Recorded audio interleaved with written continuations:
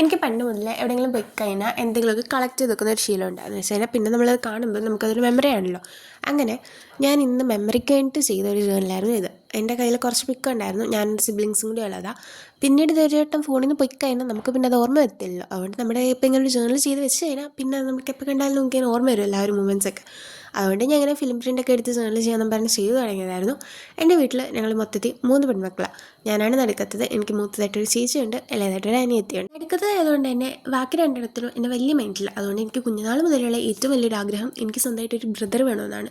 എന്ന് വെച്ച് കഴിഞ്ഞാൽ എനിക്കൊരു ചേട്ടനോ വല്ലതും ഉണ്ടെങ്കിൽ പിന്നെ എനിക്ക് വേണ്ടിയിട്ട് ആ പുള്ളിക്കാരൻ കാണുമല്ലോ. എനിക്ക് കിട്ടിയൊരു പാഠം എൻ്റെ ലൈഫിൽ നിന്ന് വെച്ച് കഴിഞ്ഞാൽ സ്വന്തമായിട്ടൊരു ചേട്ടനുണ്ടെങ്കിൽ ചേട്ടനൊരു വാല്യൂ വരത്തുള്ളൂ.